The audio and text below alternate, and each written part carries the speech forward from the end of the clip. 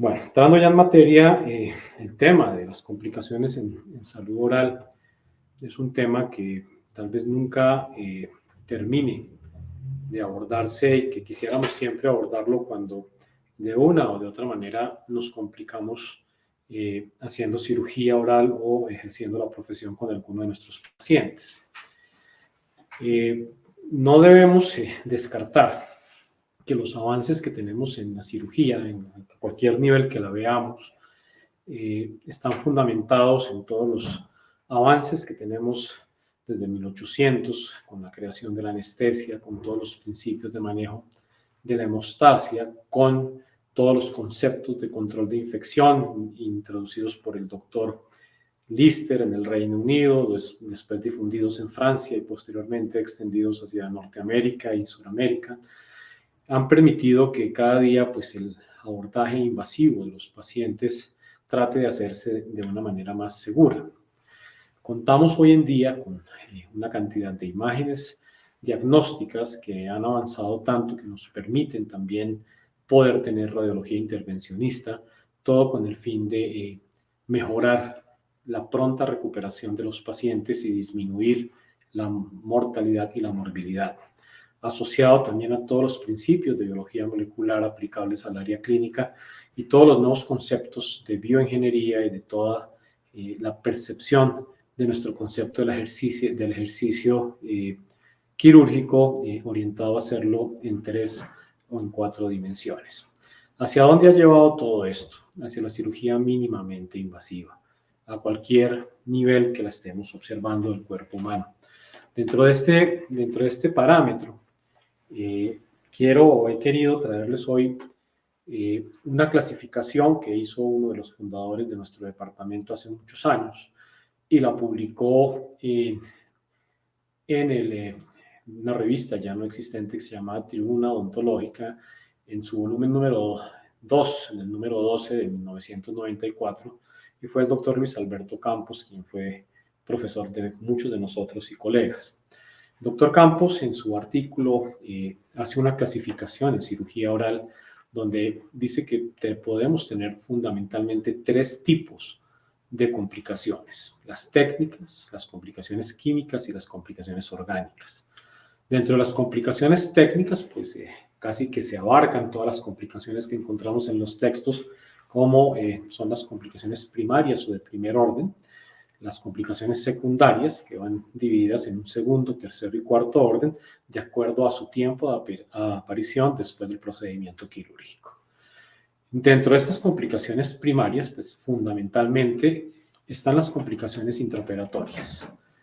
Las principales causas de estas complicaciones intraoperatorias van de la mano del mal diagnóstico, van de la mano de la no consideración de la variabilidad anatómica. Entendamos que mucha de nuestra formación en las áreas básicas nos da la aplicabilidad de la normalidad que se han encontrado en los estudios o que se han descrito en los diferentes textos, pero no debemos descartar que podemos estar ante un paciente que nos presente alguna variabilidad que nos pueda complicar durante el acto quirúrgico. Hoy en día, con muchas de las imágenes diagnósticas, podemos predecir esto, pero al mismo tiempo, esto nos obliga a entender y a conocer una técnica quirúrgica y a seguirla de una manera disciplinada para saber evadir esta eventualidad que se puede presentar. En tercera ítem, podríamos ver el mal uso del instrumental. Definitivamente, todos los instrumentos diseñados y creados para hacer cirugía tienen una fundamentación y deben aprenderse a utilizar y deben darse su uso específico en las indicaciones que se les han dado. Y por último, pues las fuerzas inadecuadas. Dentro de las fuerzas inadecuadas, pues cada día nos convencemos más de que la cirugía oral no es un acto de fuerza.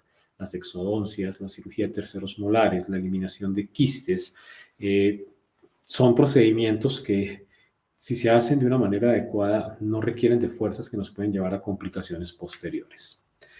Dentro de estas primeras complicaciones intraoperatorias tenemos pues la hemorragia intraoperatoria. Hoy en día manejamos muchas posibilidades de elementos hemostáticos que finalmente lo que buscan es iniciar un proceso de coagulación y que no tengamos unas pérdidas que comprometan la volemia del paciente. Sin embargo, No es habitual que nosotros en nuestro ejercicio de cirugía oral hagamos un conteo de gasas empapadas en sangre o un conteo de la succión y de la cantidad de líquidos empleados para irrigación para poder determinar una pérdida en cada procedimiento, porque lo consideramos un procedimiento de cirugía menor. Lo que sí debemos entender es que debemos tener todo un sistema hemostático trabajando en pro del acto quirúrgico que estamos haciendo. Debemos entender que vamos a hacer injuria o daño sobre los vasos sanguíneos, que estos van a tener fenómenos de contracción, especialmente cuando tenemos hemorragias que vienen de orden intraóseo por vasos grandes, como puede ser la arteria dentaria inferior. Podemos considerar la función plaquetaria desde antes del procedimiento, fundamental en el proceso de hemostasia primaria, y poder hacer pruebas de coagulación en los pacientes que ameritemos. La mejor manera de prevenir una complicación es poder hacer un buen diagnóstico y llevar bien estudiado a este paciente para que estos fenómenos no nos sucedan. Lo que finalmente siempre vamos a buscar es una reparación tisular que nos ayude finalmente a un adecuado proceso de cicatrización. ¿Cómo se clasifica a grandes rasgos este tipo de hemorragias? Podemos tener una hemorragia mínima, que es donde se considera que están el mayor número de hemorragias de nuestros procedimientos, donde se pierde menos de un 15% del volumen sanguíneo, donde pues hay una respuesta vascular que no es ostensible en el paciente, que consiste en la contracción de las grandes venas, pero este paciente no nos va a dar signos ni síntomas. Sin embargo, si este paciente sigue sangrando, puede entrar en una clasificación de hemorragia moderada. La hemorragia moderada ya nos lleva a un 30% del volumen sanguíneo del paciente, donde comenzamos a ver una respuesta vascular fundamentada en disminución del flujo periférico, del gasto cardíaco, del pulso y de la presión. Este paciente generalmente comienza a hacer una taquicardia. De ahí la importancia de que tengamos a la mano la posibilidad de monitorizar a nuestros pacientes y estar haciendo un control de este tipo de signos en el paciente.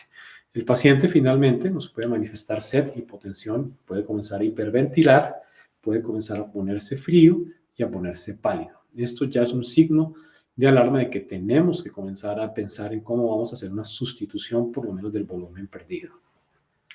Si continúa la hemorragia, que como no estamos acostumbrados a cuantificarla, pero en el tiempo sí se puede dar, esta respuesta vascular puede llevar a una disminución del gasto cardíaco y a que el paciente nos genere una hipotensión.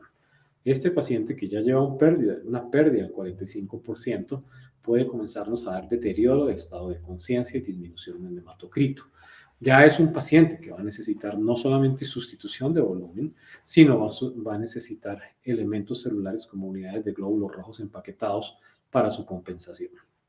Sin embargo, uno ve esto muy lejano, pero muchas veces en nuestro servicio de urgencias hemos revisado o hemos recibido pacientes que han llegado en estos estados. Entonces, el consejo es, si estamos operando y si tenemos varios sitios quirúrgicos a intervenir en un paciente, vamos controlando la hemostasia en cada sitio que vamos operando y no vamos dejando un sitio con una hemostasia transitoria mientras comenzamos a operar otro sitio, sino que vayamos definiendo los lados que vamos haciendo.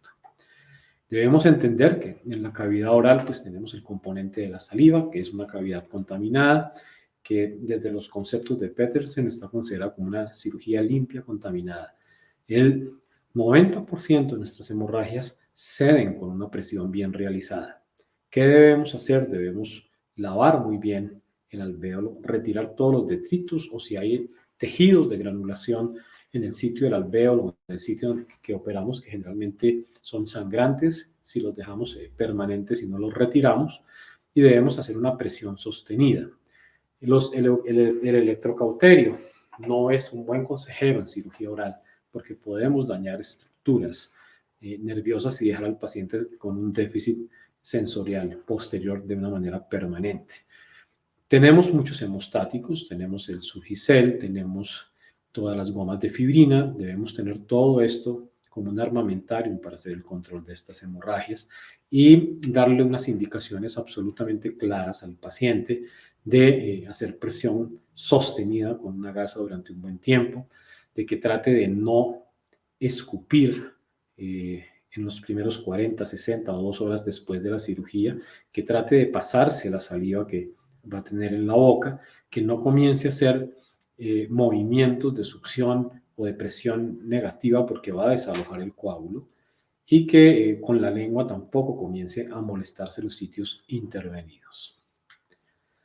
Las fracturas que podemos tener intraoperatoriamente pueden ir desde fracturas de los huesos maxilares cuando estamos haciendo los procedimientos, fracturas de las tablas óseas, fracturas de los dientes que estamos interviniendo o de los dientes vecinos, fracturas de instrumentos, y podemos dañar folículos dentales cuando estamos haciendo las cirugías en pacientes con dentición mixta o con dentición temporal.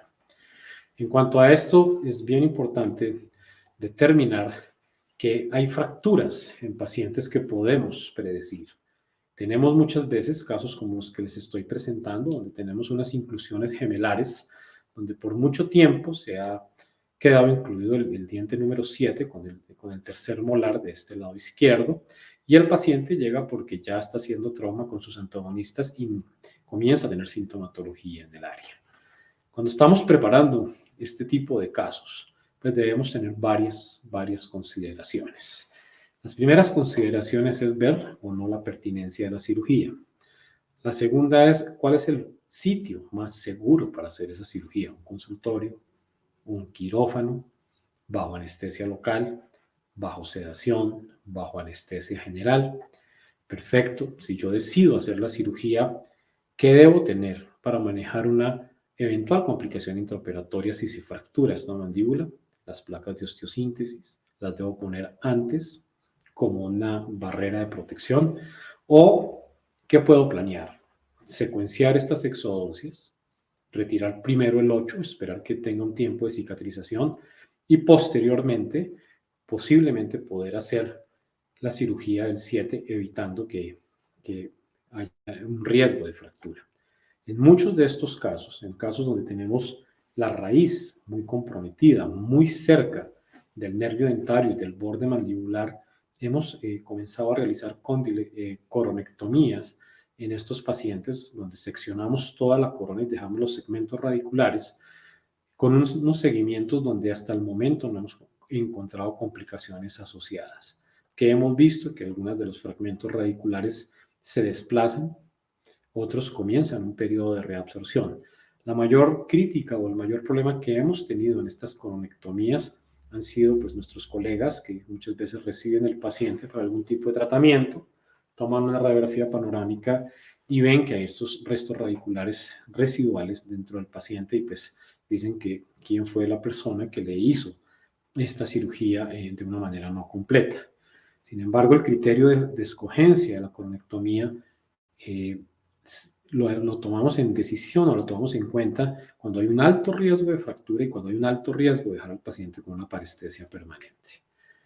Tenemos pacientes que nos llegan en estas situaciones, pacientes que de una u otra manera hace muchos años recibieron este tipo de implantes, pues que para la época pues llevan muchos años en boca, con un tipo de restauraciones pues que se sale de pronto de todas las proyecciones y criterios de rehabilitación que podemos tener en estos tiempos, pero este paciente necesita una solución.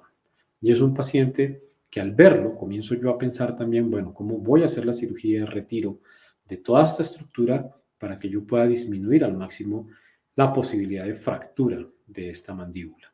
Muchas veces lo que hacemos es seccionamos esta parte protésica, individualizamos los implantes y la mejor forma de retirar implantes que no están bien posicionados o que están produciendo problemas es con movimientos de antirrotación, más que con anclajes y retiros de grandes extensiones de hueso. Tenemos pacientes que nos llegan al servicio de urgencias, donde muchas veces en los intentos quirúrgicos de las exodoncias de los 8 han usado pinzas o forceps y han aplicado mal las fuerzas y los hemos tenido que manejar con fracturas de cuerpo mandibular y fracturas contralaterales de ángulo mandibular.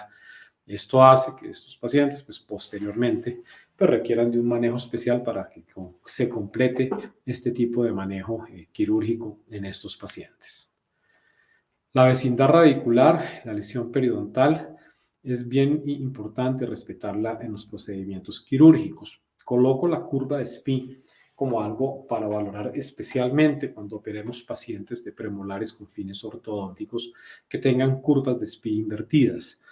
Estos pacientes, el requisito más grande cuando hacemos estas extracciones en estos pacientes es que la regla de oro es preservar bajo cualquier punto de vista la tabla vestibular. Si perdemos la tabla vestibular, vamos a generar un defecto óseo que nos va a llevar no solamente a la imposibilidad de poder hacer movimientos ortodónticos, sino al compromiso periodontal del canino que va a estar ubicado en la parte inmediatamente anterior. Una de las políticas que utilizamos o de las formas que utilizamos para disminuir el riesgo de fractura de tablas vestibulares en exodoncias con fines ortodónticos de primeros premolares es pedirle al ortodoncista que cuando monte todo su caso y monte todos los brackets en los dientes, ponga brackets en los dientes que vamos a hacer extracción. Estos brackets pueden estar ahí 20 días, 25 días. Cuando el paciente llega al procedimiento, simplemente retiramos el arco, zafamos ese bracket y el diente ya viene con movilidad porque por las fuerzas ortodónticas está semiluxado y va a ser el procedimiento quirúrgico mucho más fácil y mucho más seguro. Tenemos casos donde podemos producir problemas periodontales, donde vemos en pacientes mayores de 25 o 30 años este tipo de impactaciones de dientes que han permanecido pues, de una manera asintomática, pero que cuando comienzan a dar algún tipo de sintomatología o cuando el paciente requiere algún tipo de manejo ortodóntico, están haciendo presión y cambios sobre el 37, como lo vemos en esta figura. En estos casos, pues debemos tratar de pensar en la cirugía, pero el objetivo de la cirugía no solamente es eliminar la compresión, sino favorecer la regeneración ósea alrededor del diente que queda, que en este caso sería el segundo molar. Muchos de estos casos se asocian también con lesiones quísticas que pueden estar asociadas en los terceros molares, que pueden comenzar a producir reabsorciones a nivel del 7 vecino. En estos casos, hacemos evaluación con endodoncia primero, se hacen los tratamientos de conductos y posteriormente se hace el acto quirúrgico acompañado de procedimientos de regeneración ósea que nos pueden dar estos resultados y dar pues al cabo de algún tiempo el sostenimiento en boca del diente vecino. Los desplazamientos. Los desplazamientos pueden darse especialmente a la vía aérea, a la vía digestiva. Podemos tener desplazamientos no solamente de dientes, no solamente de estructuras, sino en este momento que que se ha popularizado tanto la cirugía de los implantes dentales, es muy común ver cómo los destornilladores que se utilizan, los pines de paralelismo, las guías de dirección de los implantes fácilmente se pueden soltar y se pueden ir ya sea a la vía digestiva o a la vía aérea. Es una complicación que es importante de prevenir. Una de las formas de prevenirla es que amarremos o coloquemos seda dental o algún tipo de sutura a estos dispositivos que vayan sujetando el mango de estos atornilladores para que si se nos desplazan tengamos un medio para volverlos a recuperar y que no inicien ese camino hacia la vía aérea. Si esto nos ocurre, lo primero que tenemos que hacer es descartar que esté en la vía aérea. Entonces es mandatorio en estos pacientes una placa de tórax. Si no está en la vía aérea y va a la vía digestiva, pues esperar a que el tiempo defina la expulsión del material que el paciente, que desplazamos hacia la vía aérea de este paciente. Es bien importante que entiendan que los pacientes que tienen reflejos nauseosos muy activos son pacientes que mucho más fácilmente pueden tragar muy fácil como mecanismo de defensa cualquier dispositivo que coloquemos en el segmento posterior. Esta maniobra de proteger los instrumentos es muy importante y es casi que perentoria que la exijamos a nuestra auxiliar cuando tengamos abierta la bandeja de implantes, que nos dé esa seguridad amarrando estos dispositivos. Se pueden desplazar a los espacios aponeuróticos, vamos a ver ahorita un caso, o lo que más estamos encontrando en este momento son desplazamientos de implantes dentales al seno maxilar. Dentro de los desplazamientos, pues quiero traerles este caso. En este caso quiero que se focalicen mucho en este tercer molar que lo ven aquí al lado izquierdo. Sin embargo, la radiografía está rotada. Este paciente fue un paciente que una colega nuestra programó para hacer exodoncia de esta cordal. Durante el procedimiento quirúrgico se le perdió el tercer molar, no lo encontraba, lo buscó, amplió el colgajo, buscó en toda esa zona y no lo encontraba y decidió llamar para saber qué conducta se podía seguir. Le sugerí que buscara si se había ido a un campo quirúrgico, le sugerí si el paciente lo había absorbido o no absorbido, o lo había llevado a la vía aérea o a la vía digestiva. Ella decía que no. Sin embargo, pues entonces le pedí que tomáramos una radiografía de control. La radiografía aquí me quedó rotada y esta es la primera radiografía, el tercer día posoperatorio que ella me envía. Me excusan la rotación de la radiografía. Aquí ven que al otro lado está el molar, el 7, o este 8, porque ya perdido el 7, que estaba mesoangulado. Aquí se conserva ese 8 mesoangulado, pero pues esta es el área donde la paciente operó, donde la doctora operó, perdón, y no vemos el molar. El seno maxilar lo vemos limpio, no lo veo desplazado al seno maxilar, tampoco lo veo desplazado a la fosa infracigomática. La paciente, en el momento en que yo la evalúo esta radiografía, estaba bastante dematizada todavía y pues no tenía un criterio limpio de palpación para ver si lo ubicaba en algún otro sitio, pero lo que sí descartaba de una manera total es que no estaba en el seno ni en la fosa infracigomática. Vi la radiografía como la pueden estar viendo, esperamos 12 días más y el paciente le pido que le tomen una radiografía periapical y en esta radiografía vean esta imagen que se ve acá. Vemos el 7 inferior, pero vemos una sobreposición de una imagen en esta zona. Esta es una imagen, la que estamos viendo al otro lado, es una imagen en espejo, pues, para mostrar, pues, cómo realmente había una sobreposición de imágenes que no era un trastorno en la radiografía. El paciente ya estaba mucho más desinflamado y yo palpaba hacia la región masseterina, la masa del diente. La pregunta es, ¿qué pasó? ¿Dónde está ese diente? El día de la cirugía tomamos una radiografía panorámica y miren en la radiografía panorámica cómo se ve este 8 flotante en esa zona. Realmente el diente está en el espacio masticatorio. Lo que llevó a la rotación de este diente y la ubicación fueron las inserciones del músculo bucinador. Él se metió en ese espacio, abrió ese espacio poneurótico y el diente quedó pues en esa bolsa entre el músculo y la poneurosis ubicado en esa zona. Obviamente, pues ya ahí comenzaba a producir molestia porque la paciente se mordía el cachete y entramos a cirugía y aquí retiramos el diente. Esa cirugía, pues yo no la he encontrado descrita en ninguno de los textos de cirugía porque pues es sacar un diente que está metido en un espacio de tejidos blandos. Lo que hicimos, pues hicimos una técnica anestésica correspondiente para toda la zona y cercamos el diente con suturas antes de hacer la incisión, de tal forma de que él quedara como atrapado en un corral de suturas e hicimos la incisión y pudimos finalmente retirar el diente. Pero estos son pues desplazamientos no muy comunes, desplazamientos al seno. Hemos manejado bastantes, en el momento lo que más manejamos son desplazamientos de implantes. El error o la complicación más grande que veo que cometen muchos de nuestros colegas es tratar de sacar el implante por el orificio donde lo colocaron y donde se fue el implante al seno. Para sacar los implantes del seno maxilar hay que hacer una antrostomía, hay que hacer un Cadwell look, hay que entrar al seno y hay que buscar el implante y darle todo un manejo pues, al seno maxilar posterior a la retirada del implante. La pregunta es, muchos de estos senos quedan de difícil manejo para la posterior colocación de implantes debido a que pues, se crea bastante afectación sobre la mucosa sinusal. Las lesiones nerviosas, pues podemos tener lesiones de nervios periféricos, el dentario, hemos tenido lesiones al nervio facial en algunos procedimientos donde involucran tejidos blandos y problemas simpáticos y parasimpáticos. Hoy en día, con el advenimiento de la tomografía, podemos predecir mucho la posibilidad de daño al nervio dentario. tenemos herramientas para trabajar y tratar de no lesionar el nervio.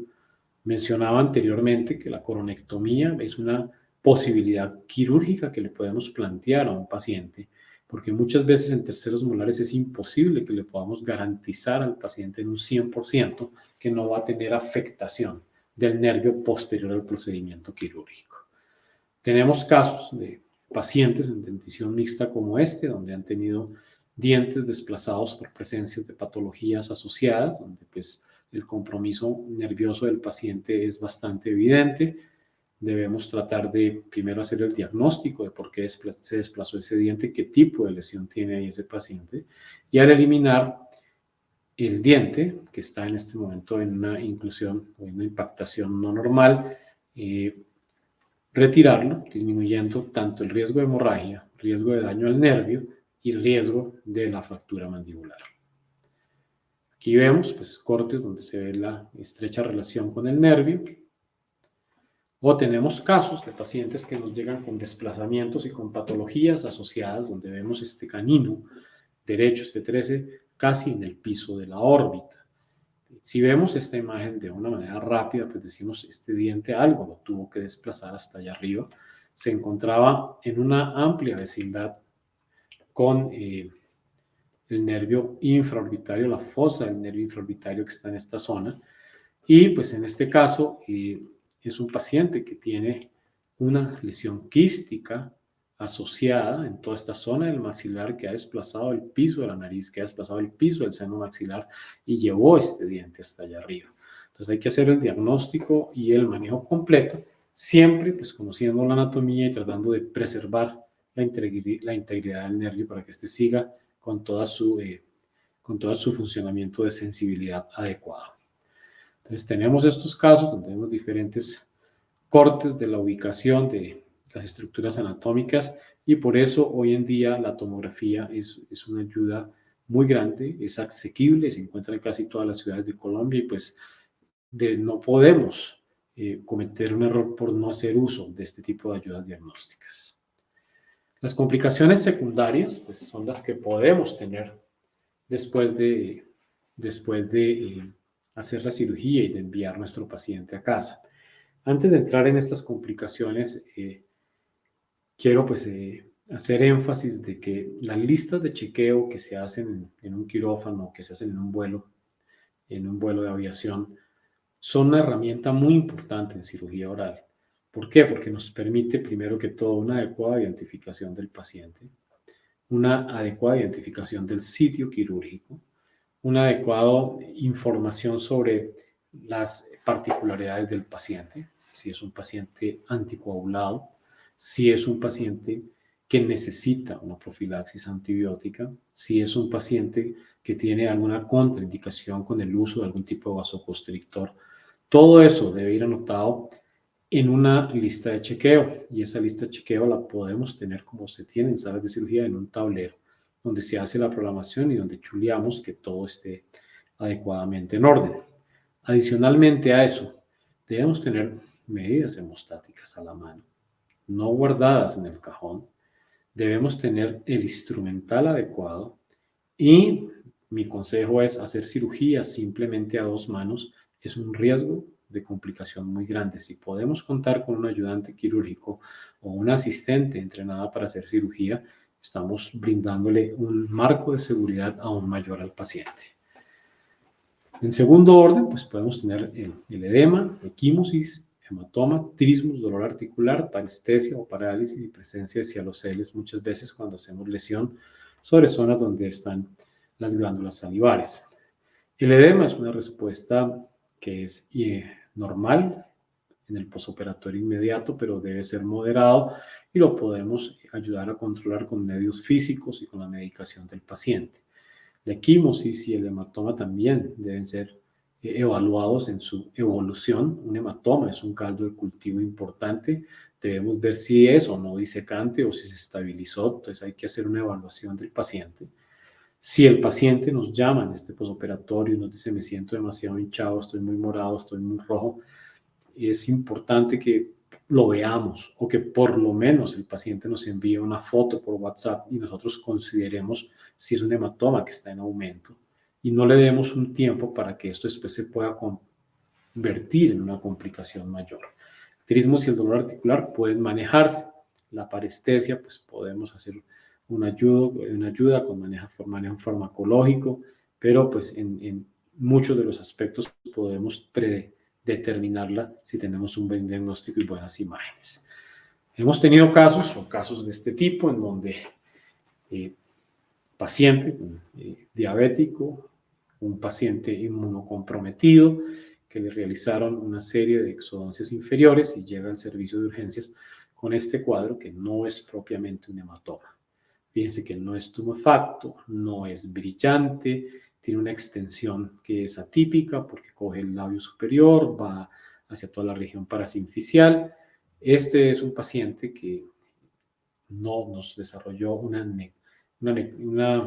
necrosis, una fascitis necrotizante que requirió el manejo intrahospitalario en compañía de infectología, de cirugía general y el paciente falleció. Tenemos pacientes que el trismos debemos determinar si ha sido por maltrato del paciente o si fue un trismos originado por un proceso infeccioso que esté en curso en el área que operamos. Cuando los procesos infecciosos invaden los espacios masticatorios, nos van a producir trismos y este trismos muchas veces convierte el manejo del paciente en una urgencia médica porque puede ir de la mano o puede ir acompañado del manejo difícil de la vía aérea.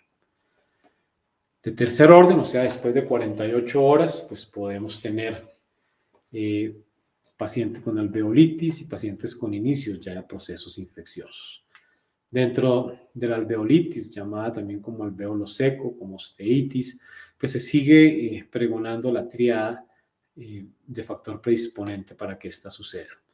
Generalmente es mucho más frecuente en mujeres, en personas que fuman y asociada con el uso de anticonceptivos. Sin embargo, pues también va de la mano de poder ejercer una buena técnica quirúrgica lo menos traumática posible y tener las herramientas para manejarla. En estos dos renglones de abajo he colocado no curetear. Generalmente el paciente con alveolitis es un paciente que llega con un cuadro doloroso bastante agudo, con una litosis bien marcada sobre la zona y es un paciente que realmente pues lo que tenemos que tratar es de iniciar la formación de un coágulo y de un tejido de granulación en la zona. Entonces, dentro del protocolo de manejo aconsejo anestesiar muy bien al paciente, lavar al paciente de manera profusa, retirar todos esos detritus del alvéolo e inducir el sangrado alrededor de los bordes gingivales. Para que no se vuelva a llenar de irritantes locales, lo que aconsejamos es colocar apósitos. Dentro de estos apósitos generalmente utilizamos una gasa empapada en isoíneo bucofaríngeo acompañada de anestesia local y lo cambiamos cada 24 horas y le damos un cubrimiento analgésico con rescate a este paciente por lo menos pasa toda esta fase aguda. Las infecciones pues pueden localizarse, pueden expandirse, pueden diseminarse y son una de las razones por las cuales se pueden morir los pacientes después de un procedimiento de cirugía oral. Generalmente la infección puede delimitarse o quedarse solamente en boca, quedarse circunscrita al diente, puede extenderse a los tejidos periodontales o puede llegar a los huesos maxilares. Pero puede seguir un camino todavía más amplio. Puede salir de los maxilares, coger los espacios aponeuróticos, invadir los senos paranasales y de allí en adelante seguir hacia el cuello, coger todos los espacios aponeuróticos, todo el tracto respiratorio y puede llegar hasta los pulmones o puede tomar una vía ascendente donde puede llegar hasta el sistema nervioso central. Entonces, tenemos procedimientos que pueden ser agudos, crónicos.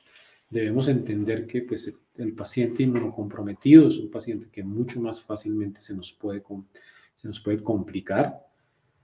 Los pacientes manejan niveles de estrés que también producen su inmunocompromiso. Si vemos un paciente que llega con estado herpético presente, es preferible postergar el procedimiento quirúrgico.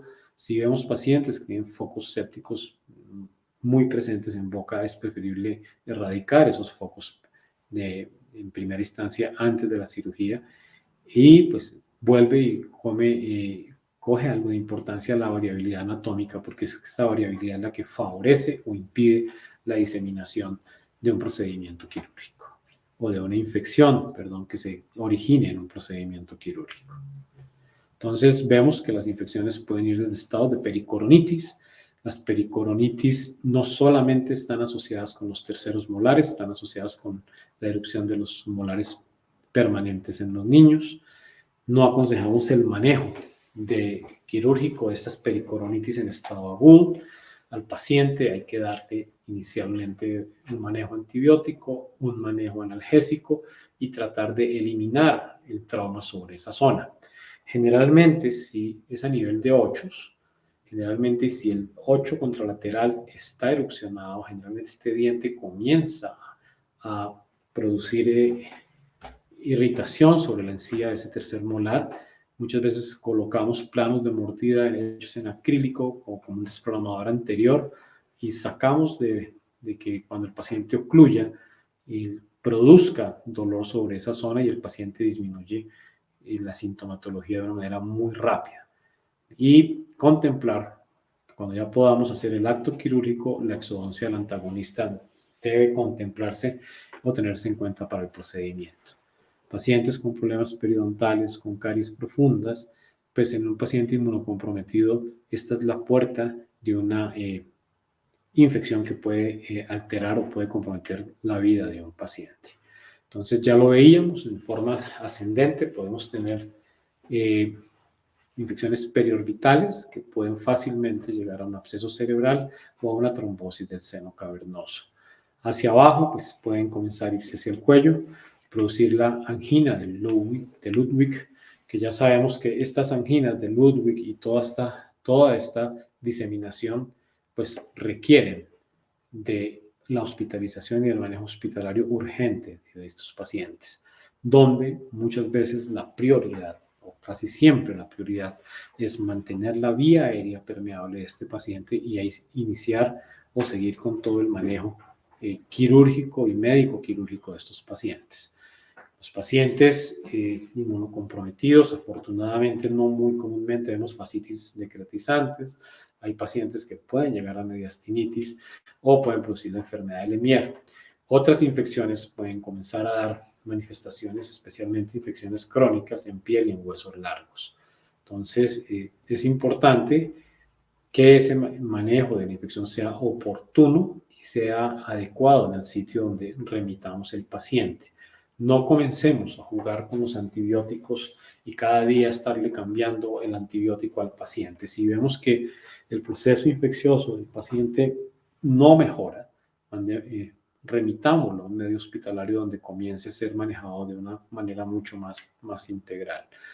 La celulitis periorbitaria cuando hay oclusión palpebral, es un criterio claro de que el paciente debe estar hospitalizado o debe hospitalizarse para un manejo, ojalá con antibióticos que crucen la barrera hematoencefálica para proteger la diseminación hacia el sistema nervioso central. Vemos casos como de esta tomografía, en donde ustedes ven aquí el tubo, donde todo el proceso infeccioso posterior a unas cordales se ha ido hacia la línea media, ha hecho una angina de Ludwig, ha ido más hacia abajo, a los espacios cervicales más abajo y hacia el cuello y hacia el mediastino, y la vía aérea totalmente colapsada. Eso es lo que no quisiéramos que nuestros pacientes lleguen ahí, porque si esa paciente posiblemente no estuviera entubada, la paciente no podría respirar.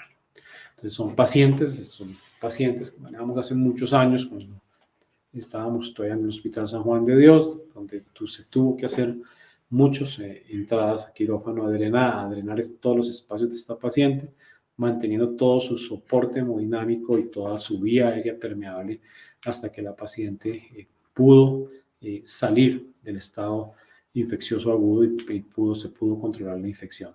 Pero estos son complicaciones que comprometen la vida de un paciente si no reciben un manejo adecuado y oportuno. Entonces, es bien importante que si operamos el paciente y el paciente nos llama con malestar, no posterguemos la atención de este paciente. Vemos que muchos de los pacientes que se operan los viernes o los jueves, los odontólogos o quienes los operan, se desentienden del paciente todo el fin de semana y desentienden los llamados del paciente. Un paciente de estos en 24, en 48 horas se puede complicar, convirtiéndose en una urgencia vital. Entonces, la angina de Ludwig es muy común. El 90% de las anginas de Ludwig son de origen dental, algunas de origen desconocido, pero pues sabemos que se nos van a comprometer los tres espacios, el sublingual, submandibular y submental, de una manera bilateral, y el paciente va a comenzar a elevar su piso de boca y su lengua se va a pegar hacia el paladar, lo cual va a hacer que este paciente no tenga la posibilidad o comience a comprometer su vía aérea para respirar. Los pacientes, además de esta sintomatología, comienzan a tener odinofagia y comienzan a tener dificultad en los movimientos cervicales. Muchas veces, cuando nos llegan, en esta parte del paciente vamos marcando con un Flumastер cómo se va extendiendo. Pero estas son urgencias quirúrgicas donde tenemos que entrar a descomprimir esos espacios para favorecer la vía aérea del paciente. Tenemos pacientes con episodios muy hacia los lados muy externos, donde pues no nos preocupa tanto cuando se va hacia piel porque los drenamos y mejoran mucho los pacientes, ¿sí? Como en este caso que se hacen fístulas grandes. Nos preocupa más cuando la infección comienza a irse hacia la parte central y compromete la vía aérea. Debemos tener en cuenta que de los grandes problemas que estamos encontrando hoy en día de estos pacientes de difícil resolución a los cuadros infecciosos es la resistencia bacteriana. Cuando se hacen cultivos, se hacen las primeras muestras, hemos encontrado pacientes que son resistentes a la amoxicilina, resistentes a los piconjugados, como pueden ser la amoxicilina del ácido clavulánico, al lunacin, a la clindamicina. Entonces, generalmente ya llegan a antibióticos de última generación y pues son pacientes que en algún momento, si llegan a ser resistentes a casi toda la gama de antibióticos, se van a constituir en un problema bien importante para su manejo. Este es un diagrama donde ustedes pueden ver los caminos de la infección dental hacia dónde pueden ir. La infección dental, el mejor manejo es controlarla cuando la veamos de inmediato, no la posterguemos y consideremos el estado sistémico del paciente.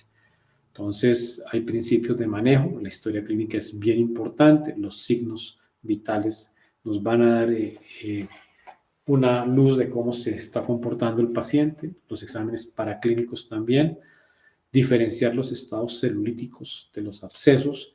Muchas veces descomprimimos los estados celulíticos evitando que se llegue a un absceso, tratando de favorecer que el flujo de antibióticos y de medicamentos hacia el área comprometida sea más rápido y más oportuno. Debemos entender que pues, los pacientes en términos generales no se nos complican porque hay barreras anatómicas que nos favorecen, que hay fenómenos de inmunología que nos favorecen, la parte de las inmunoglobulinas de la saliva, del complemento, toda la defensa celular son factores que nos ayudan, pero así que también debemos entender de que hay enfermedades metabólicas no controladas que nos pueden favorecer estas complicaciones como la diabetes, la uremia, el alcoholismo, que es algo frecuente que estamos viendo, a veces difícil diferenciar entre un bebedor social y un alcohólico, pacientes con problemas hepáticos como cirrosis y malnutrición o pacientes con bulimia o con anorexia, son pacientes que no responden de igual manera, o enfermedades inmunodepresores como la leucemia, los tumores malignos y los linfomas. Generalmente también pacientes que han tenido quimioterapias cercanas o manejos prolongados con corticoides son pacientes que se nos puede favorecer ese manejo. ¿Qué criterios o quién debe manejarlo? Hay que tener criterios para remitir un paciente. Si es una infección que vemos que está progresando rápidamente, que el paciente entra en un franco deterioro, donde ahí comienza a presentar dificultad respiratoria, dificultad para deglutir, donde podemos de pronto marcar y ver que los compromisos y el enrojecimiento en la piel va aumentando de una manera acelerada, que la temperatura se mantiene por encima de 38, que el trismus va aumentando, es un paciente que hay que mandar a manejo, para manejo hospitalario. Generalmente, pues en el manejo quirúrgico se hacen drenajes. Los drenajes pues, más sencillos van desde una apertura cameral, remover toda la causa, que muchas veces son exodoncias, o el diente, y si en lo posible podemos tomar cultivos, mucho mejor para poder hacer una antibiótico terapia que sea mucho más específica. Al paciente hay que hidratarlo, hay que mantenerle su dieta y pues, darle el reposo adecuado.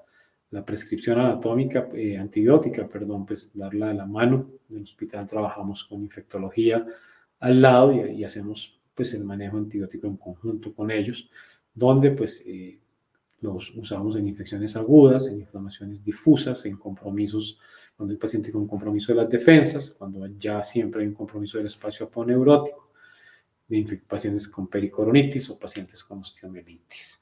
No lo hacemos, aunque aquí lo pongo, en pacientes con abscesos crónicos, con abscesos vestibulares pequeños, pacientes con alveolitis no siempre hacemos medicación antibiótica dependiendo de cómo están los tejidos circundantes, y pacientes con simple inflamación gingival.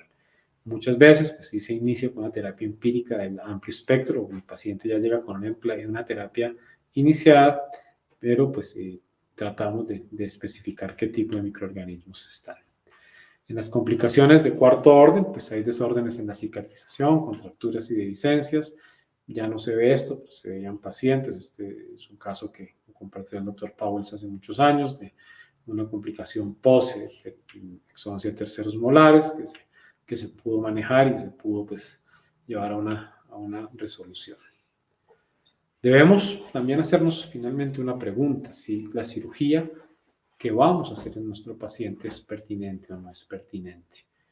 Un buen cirujano también debe decir: no es quirúrgico, no debo operar.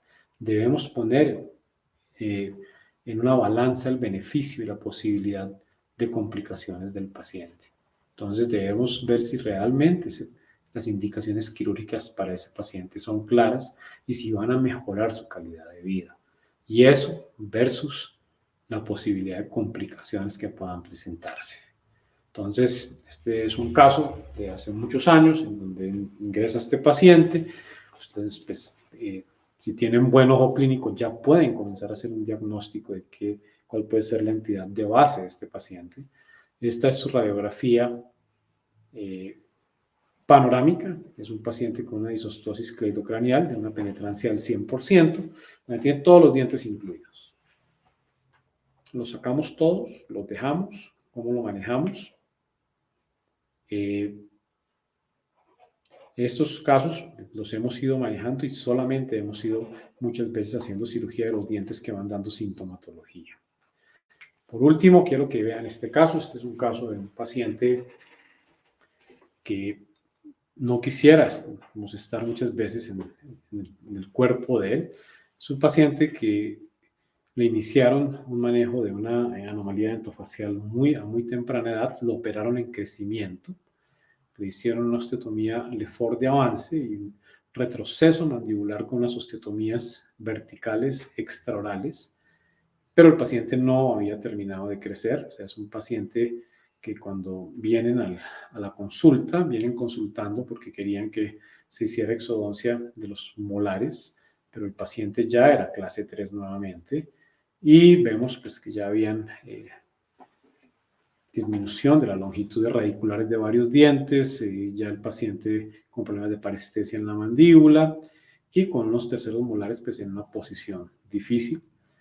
El paciente se explica pues, la necesidad de hacer la cirugía, pero el paciente se va y hace el procedimiento en otra parte y finalmente viene porque quería que sacáramos el 8 remanente en esa zona. Cuando él viene y tomamos esta nueva radiografía panorámica, se dan cuenta ustedes de que a este paciente le sacaron los 7 para poderle sacar los 8. Eso no es una indicación para exodoncia a los 7. Yo creo que este es un caso de mala praxis. donde pues si no tenemos la experticia y si no tenemos los criterios para realizar estos tipos de procedimientos, hagamos revisión del paciente y que sean manejados en el sitio y por la persona adecuada. Entonces aquí ven la secuencia del paciente, de cómo sacaron esos 7 para poder sacar los 8 y esa no es una justificación para hacer exodoncia de sus dientes. Siendo seguimiento de este paciente, el paciente hoy en día ya no tiene ni los dientes inferiores por el trauma oclusal, por tener más de 12 años con brackets.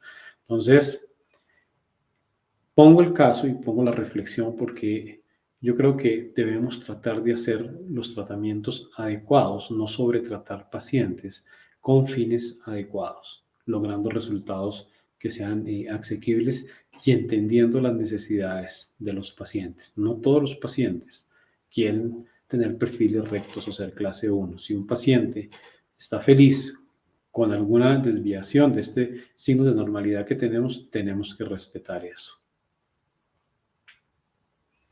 Otros pacientes que no han operado, que no operaron los terceros molares, que no les han hecho seguimiento, nos llegan con ameloblastomas de este tipo. Estas complicaciones son de posible manejo si hacemos diagnóstico temprano. El diagnóstico temprano es muy importante. Poder pedir una radiografía panorámica a una persona a los 9 años nos permite predecir muchas cosas y nos permite hacer seguimientos importantes y no esperar como la radiografía de la paciente que tenemos en pantalla, donde tiene una ameloblastoma que la va a llevar a una hemimandibulectomía y a una difícil posible reconstrucción posteriormente. El manejo, pues para los pacientes es tener guías de manejo. La digitalización de la historia clínica es muy importante, nos evita los riesgos, hacer uso de los medios diagnósticos, tener la infraestructura, la dotación y los insumos para operar a los pacientes y hacer un seguimiento adecuado a nuestros pacientes hasta que estén totalmente cicatrizados y libres de infección. En las listas de chequeo preoperatorias, siempre pues, tener la identificación del paciente, el tipo de cirugía, las consideraciones especiales, ver que todo vaya seguido el proceso de esterilización y que tengamos un consentimiento donde el paciente ha podido entender de una manera clara o su acudiente de una manera clara qué tipo de procedimiento lo vamos a hacer y por qué lo vamos a hacer. En esta lista de chequeo, pues no saltarnos ninguna de las etapas de asepsia, antisepsia, tener uso de nuestros campos quirúrgicos, técnicas y anestésicos adecuados, rectificar todo el tiempo el sitio quirúrgico. Muchas veces cuando estamos haciendo terceros molares y el 7 también está incluido e impactado, si no estamos contando o viendo bien o localizando bien el diente que estamos sacando, es muy fácil hacer exodoncia del 7 en vez del 8. Tener el protocolo quirúrgico y verificar que tengamos todos los mecanismos para poder lograr una hemostasia adecuada. La prescripción médica debe ser clara, las indicaciones posoperatorias deben estar escritas en un lenguaje que el paciente entienda, ojalá entregarlas el día de la consulta y no el día de la cirugía, que él lo pueda leer, tener un acceso directo al paciente, ya sea por control telefónico, ahorita que tenemos la posibilidad de las fotos del WhatsApp, podemos ver y verificar muy bien el estado del paciente, hacer llamadas de seguimiento y controles clínicos. Muchas gracias por la atención y pues